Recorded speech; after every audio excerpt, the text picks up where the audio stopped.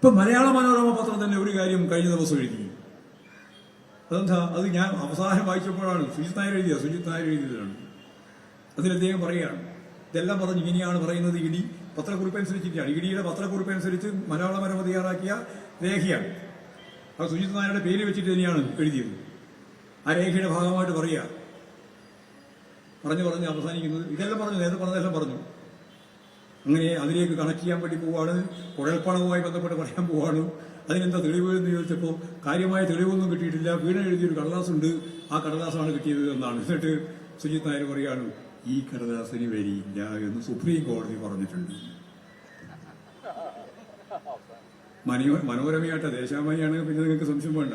ഞങ്ങളുടെ പത്രം മനോരമയിൽ സുജിത് നായർ പറഞ്ഞാണ്, ഇങ്ങനെ കയ്യിൽ നിന്ന് കിട്ടുന്ന ഏതെങ്കിലും കടലാസ് വെച്ചിട്ട് ഒരു തെളിവായിട്ട് ഉപയോഗിക്കാൻ സുപ്രീം കോടതി അംഗീകരിക്കുന്നില്ല എന്ന കാര്യവും മലയാള മനോരമ വരികൾക്കിടയിൽ പറഞ്ഞു വെച്ചിട്ടുണ്ട് എന്ന് ഞാൻ പറയാണ്. അത് പറയാൻ കാരണം 3 കേസ് സുപ്രീം കോടതി വളരെ പ്രസിദ്ധമായ കേസാണ്.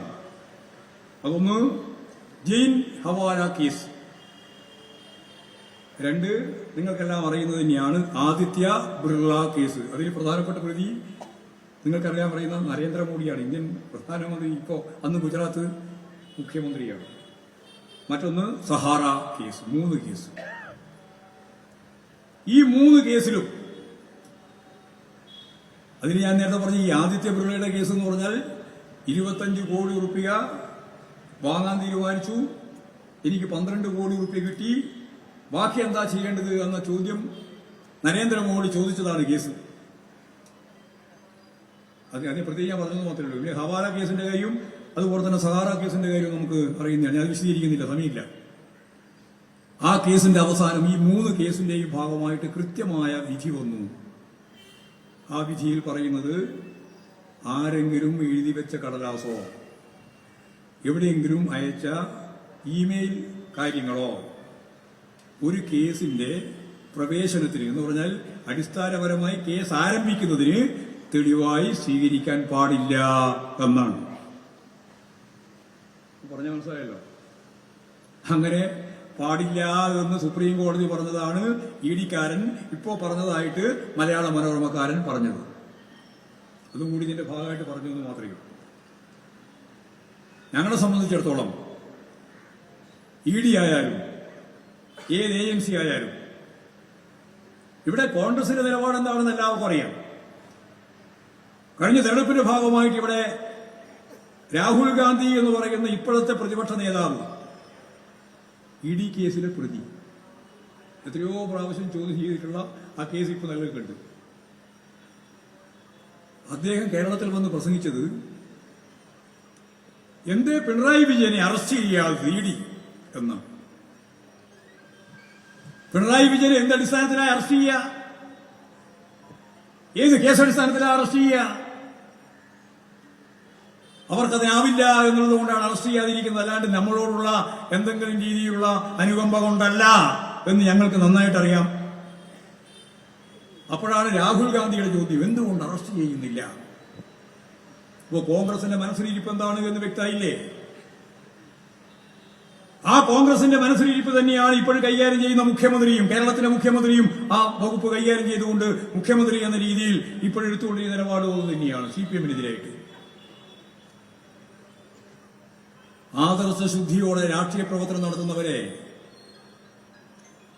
ഈ പറയുന്ന മാധ്യമങ്ങൾ ഉൾപ്പെടെ ചേർന്ന് പിണറായി വിജയൻ കഴിഞ്ഞ 1ാം പിണറായി ഗവൺമെന്റിന്റെ കാലത്ത് അതിന്റെ 2ാം ടേമിൽ നടക്കുന്ന ഇലക്ഷന്റെ ഘട്ടത്തിൽ പിണറായി വിജയന് എല്ലാ ബൂത്തിലും, ഇടതുപക്ഷ ജനാധിപത്യ മുന്നണിയുടെ ബൂത്തിൽ മാത്രമല്ല എല്ലാ ബൂത്തിലും ഒരു വോട്ടുണ്ടായിരുന്നു.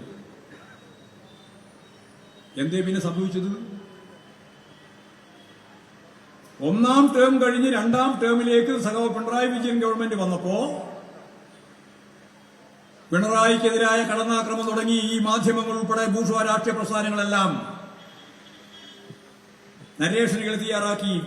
പിണറായി വിരുദ്ധ നരേഷൻ, കള്ളപ്രചരണം, അർദ്ധസത്യങ്ങളെ അടിസ്ഥാനപ്പെടുത്തിയുള്ള വലിയ രീതിയിലുള്ള ജനങ്ങളുടെ മുമ്പിലേക്ക് അവതരിപ്പിച്ച ആശയ തരത്തിലുള്ള പ്രവർത്തനങ്ങൾ, ഇതൊക്കെ നടത്തി 5 കൊല്ലം ആ 5 കൊല്ലം കഴിഞ്ഞപ്പോഴാണ് പിണറായി വിജയനെ പറ്റിയുള്ള അതിശക്തിയായ രീതിയിലുള്ള പ്രതിഷേധവും അതുപോലെ തന്നെ തികച്ചും വ്യത്യസ്തമായ രീതിയിലുള്ള നിലപാടിലേക്കും ജനങ്ങളെ എത്തിക്കാൻ വേണ്ടി അവർ ശ്രമിച്ചത്. അതിന് പിന്തിരിപ്പന്മാരുടെ പൂർണ്ണമായ പിന്തുണയുണ്ടായിരുന്നു. വലതുപക്ഷ നിലപാടുകൾ അതിന് അനുകൂലമായിട്ടുണ്ടായിരുന്നു, ഒക്കെ ഉണ്ടായിരുന്നു. ഞാനതിലേക്കൊന്നും കടക്കാൻ ഉദ്ദേശിക്കില്ല.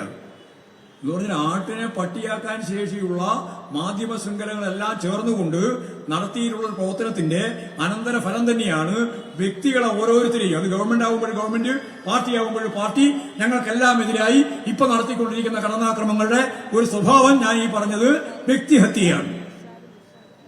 വ്യക്തികളെ തന്നെ അവസാനിപ്പിക്കുക. ഇത് അത്രയൊന്നും കൊല്ലായിട്ടില്ല ഇന്ത്യയിൽ, കേരളത്തിൽ തുടങ്ങിയിട്ട് വളരെ ചുരുക്കം കൊല്ലയായിട്ടു. പക്ഷെ ഇതിനെല്ലാം എതിരായി ജനകീയമായ പ്രതിരോധം ചമച്ചുകൊണ്ട് പാർട്ടി അതിശക്തിയായി മുന്നോട്ടേക്ക് പോകാൻ തയ്യാറെടുക്കാൻ ഈ കേരളത്തിൽ ഇപ്പോൾ തീരുമാനിച്ചത് ഈ കോഴിക്കോട് വെച്ചാണ്. വരുന്ന 13, 14, 15 തീയതികളിൽ എക്സ്റ്റൻഡ് സ്റ്റേറ്റ് കമ്മിറ്റി ഇവിടെ ചേരുകയാണ്. അതിന്റെ സമാപനം കുറിച്ചുകൊണ്ട് 15-ാം തീയതി ഈ സമീപകാല ചരിത്രത്തിൽ കണ്ട ഏറ്റവും വലിയ ഒരു ജനകീയ മുന്നേറ്റത്തോടുകൂടി അത് സമാപിപ്പിക്കണമെന്നാണ് ഇപ്പോഴും പാർട്ടി തീരുമാനിച്ചത്. ആ പരിപാടി വമ്പിച്ച വിജയമാക്കുന്നതിന് വേണ്ടി ഈ പാർട്ടിയെ ആകെ അടിമുടി അതിന്റെ പ്രത്യശാസ്ത്രപരമായ ഉള്ളടക്കം, അതിന്റെ രാഷ്ട്രീയമായ കൃത്യമായ കാഴ്ചപ്പാട്, സംഘടനാപരമായ ദൗർബല്യങ്ങൾ എല്ലാം പരിഹരിച്ചുകൊണ്ട് പാർട്ടിയെ ശക്തിയായി മുന്നോട്ടേക്ക് നയിക്കാനും എല്ലാ കള്ളക്കഥകളെയും എല്ലാ കള്ളക്കേസുകളെയും എല്ലാ തെറ്റായ രീതിയിലുള്ള നിലപാടുകളെയും ചെറുത്തുകൊണ്ട് പാർട്ടിയെ അതിശക്തിയായ അടിമുടി മാറ്റാൻ സാധിക്കുന്ന ഒരു പാർട്ടിയാക്കി CPIM മാറ്റുന്നതിന് വേണ്ടിയുള്ള പ്രവർത്തനത്തിൽ നിങ്ങളുടെ എല്ലാം പൂർണ്ണമായ പിന്തുണ ഉണ്ടാവണം.